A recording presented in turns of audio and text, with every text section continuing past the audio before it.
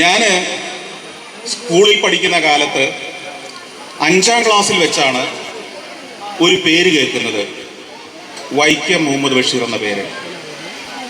അക്കാലത്ത് ഒരു ബാലമാസിക ഉണ്ടായിരുന്നു. ഇപ്പോൾ ആ പ്രസിദ്ധീകരണം ഇല്ല. പൂമ്പാറ്റ എന്നായിരുന്നു എൻ്റെ പേര്. കേട്ടിട്ടുണ്ടോ പൂമ്പാറ്റ? മുതിർന്ന കുട്ടികളാണ് അതിൻ്റെ എല്ലാം വായനക്കാർ, അവരെല്ലാം ഇരുന്ന് തലയാട്ടുന്നുണ്ട്.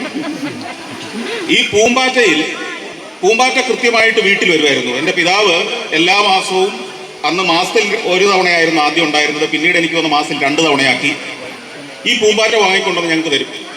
കൊണ്ടുവന്ന് തരികയല്ല, അദ്ദേഹം വളരെ വൈകിയാണ് വീട്ടിൽ വരിക. വരുമ്പോൾ അതവിടെ കൊണ്ടുവന്ന് ഒരു മേശയിൽ വെച്ചിട്ടുണ്ടാവും. ഞങ്ങൾ പിറ്റേന്ന് രാവിലെ ഉണർന്നെഴുന്നേൽക്കുമ്പോൾ കാണുന്നത് ഈ പൂമ്പാറ്റയാണ്. അതിൽ ഒരു ലക്കം പൂമ്പാറ്റയിൽ ഒരു കഥയുണ്ടായിരുന്നു. അതിൻ്റെ ഒരു കുറച്ച് ഭാഗം ഇങ്ങനെയാണ്. അബ്ദുൽ ഖാദറിൻ്റെയും എൻ്റെയും കിടപ്പ് മിക്കപ്പോഴും ബാപ്പയുടെ കൂടെയാണ്. കട്ടിലിൽ മെത്തപ്പായയിൽ കിടക്കുന്നു. ബാപ്പ, അബ്ദുൽ ഖാദർ, ഞാൻ. ഉമ്മ കുറേ ദൂരെ വേറൊരു കട്ടിലിൽ. ഇങ്ങനെ സസുഖം ജീവിച്ചു വരുമ്പോൾ ഒരു ഘോര സംഭവം നടക്കുന്നു. സത്യം, നീതി, ധർമ്മം എന്നിതുകളുടെ കഴുത്ത് നിഷ്കരണം അറുത്ത് ലോകനാശത്തിന് വഴിവെക്കുന്നു. സംഭവം ശുദ്ധ മൂത്രമാകുന്നു. ആരോ കിടക്കപ്പായയിൽ കിടന്ന് രാത്രി മൂത്രമൊഴിക്കുന്നുണ്ട്. ആരാണത്? അബ്ദുൽ ഖാദറാണോ ഞാനാണോ? ഒരു പിടിയുമില്ല. ആരെ തല്ലണം? ഉമ്മായും ബാപ്പായും കിണഞ്ഞാലോചിച്ചു. ഒരു തുമ്പും കിട്ടിയില്ല. ഈ കാലത്താണ് സത്യം, നീതി, ധർമ്മം ഇത്യാദികളെ കശാപ്പ് ചെയ്യുന്നത്.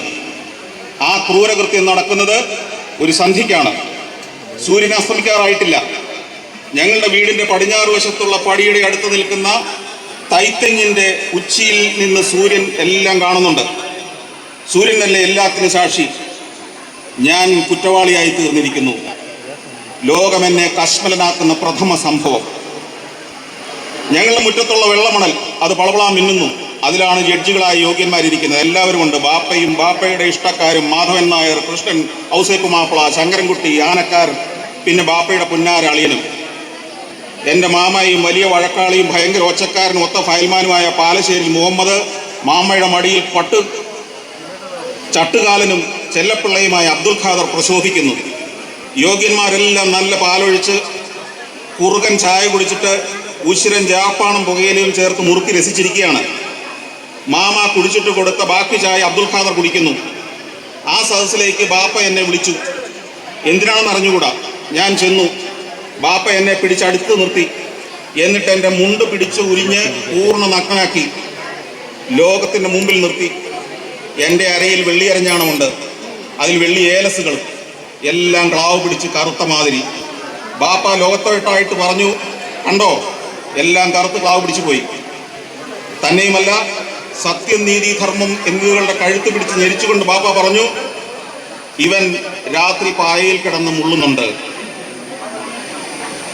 ബഷീറിന്റെ ബാല്യകാലത്ത് ബാപ്പ പിടിച്ച് വിവസ്ത്രനാക്കി അദ്ദേഹം പായയിൽ കിടന്നു മുള്ളുന്ന സംഭവം നാട്ടുകാർക്ക് വിവരിച്ചു കൊടുത്തതിന് ശേഷം നടന്ന സംഭവങ്ങളാണ് ആ കഥ മുഴുവൻ. അതിന് കണ്ടെത്തിയ പ്രതിവിധി എന്തായിരുന്നറിയോ? എങ്ങനെയാണ് കിടന്നുമുള്ളൽ എന്ന പ്രശ്നം ഒഴിവാക്കാൻ വേണ്ടി അന്ന് വൈക്കം മുഹമ്മദ് ബഷീറിന്റെ ബാല്യനായിരുന്ന അദ്ദേഹത്തിന്റെ പിതാവ് കണ്ടുപിടിച്ച മാർഗം ആർക്കെങ്കിലും അറിയോ?